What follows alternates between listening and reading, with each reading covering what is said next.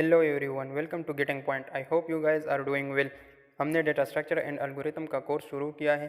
उसमें आज हम पढ़ेंगे searching a linked list. Searching is an operation which is performed on a data structure. तो अगर आपने operation on data structure lecture नहीं देखा तो पहले उसे देखें और बाद में ये लेक्चर देखिए।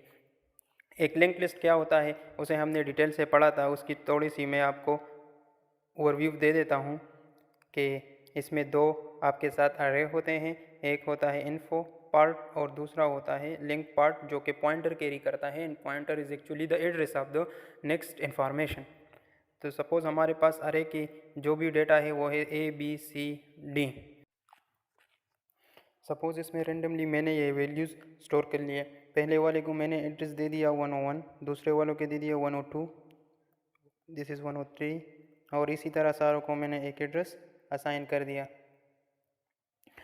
पॉइंटर को हम स्टार्ट करते हैं एक स्टार्ट से, या फिर इसे हम हेड भी कहते हैं। हमारी जो भी लिंक लिस्ट की वैल्यूज़ की ऑर्डर होगी उस पर ये अपना एड्रेस लेके जाएगा। तो हमारा पहला एड्रेस क्या है 102, तो स्टार्ट में 102 एड्रेस स्टोर होगा। और इसी तरह ए में क्या है, ए के बाद हमारा बी आता है, तो बी का एड्रेस क्या है 104। तो ए के साथ जो भी लिंक है उसे 104 एड्रेस मिल जाएगा। इसी तरह ये रिप्रेजेंटेशन ऑफ लिंक लिस्ट में हमने काफ़ी डिटेल के साथ पढ़ा है। तो अब जो भी वेरिएबल हम सर्च कर रहे हैं, सपोज़ हम सर्च कर रहे हैं सी, कि हमारा सी डेटा इस लिंक लिस्ट में प्रेजेंट है या नहीं, तो इसको हम क्या नाम देंगे, इसको हम नाम देंगे item. Variable which we are searching will be taken as item. और ये आइटम हम कैसे मालूम करेंगे, हम पॉइंटर की मदद से मालूम करेंगे। Pointer is actually the address. हम एड्रेस एक एड्रेस पे जाके उस आइटम को कंपेयर करेंगे। अगर तो जो ऑलरेडी स्टोर्ड आइटम है और जो हम आइटम सर्च कर रहे हैं वो एक दूसरे के बराबर हुए, इट मीन्स हमारा प्रोग्राम ठीक है, हमने सर्चिंग ऑपरेशन एक लिंक लिस्ट पे परफॉर्म कर लिया। अब हम इसकी एल्गोरिथम देखते हैं कि किस तरह हम इसकी एल्गोरिथम करेंगे। पहले उसमें लिंक लिस्ट में पहले आता है टू टाइप्स, तो दोनों पे हम एल्गोरिथम चेक करेंगे। पहला होता है सॉर्टेड। सॉर्टेड मीन्स के आपका एल्गोरिथम किसी ऑर्डर में है, सपोज असेंडिंग ऑर्डर में है, डिसेंडिंग ऑर्डर में है। Number 2 is unsorted. आपका एल्गोरिथम अनसॉर्टेड है, यानी कि कुछ भी उसमें ऑर्डर नहीं है, कहीं पे कुछ भी स्टोर है, ए के बाद बी स्टोर है, ए के बाद एफ स्टोर है, इट डजेंट मैटर, इसमें कोई ऑर्डर नहीं है। तो सबसे पहले हम पढ़ते हैं एल्गोरिथम अनसॉर्टेड के लिए। सब हम क्या कहेंगे, हम आइटम को लेंगे, उसको इन्फो से कंपेयर करेंगे। यहाँ पे इस लाइन में ये PTR का क्या मतलब है, this PTR is actually the address of this info. ये PTR ही इस इंफॉर्मेशन की तरफ हमारा एल्गोरिथम ले जाएगा। ठीक है, हमने आइटम को इन्फॉर्मेशन के साथ कंपेयर कर लिया। अगर तो हमारा आइटम और इन्फॉर्मेशन ये दोनों सेम हुए तो हम क्या करेंगे, लोकेशन को उधर ही फ्रीज कर लेंगे। इसके बाद हम एक प्रोग्राम आपको दिखाएंगे जिसमें ये सारी बातें हम लिखेंगे, उसको एक्सप्लेन भी करेंगे। अब हम सिर्फ थ्योरी समझने की कोशिश करते हैं। आइटम को इन्फॉर्मेशन से कंपेयर करेंगे, अगर तो दोनों सेम हुए तो फिर हम लोकेशन को फ्रीज करेंगे। और वो लोकेशन स्टोर कहाँ होगा, वो लोकेशन एक PTR में स्टोर होगा। हम एक लोकेशन वेरिएबल लेंगे जिसको हम PTR में स्टोर करेंगे।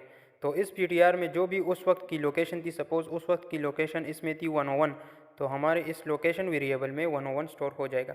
और यहाँ से फिर हम एग्जिट कर लेंगे, हमारा एल्गोरिथम ख़त्म हो जाएगा।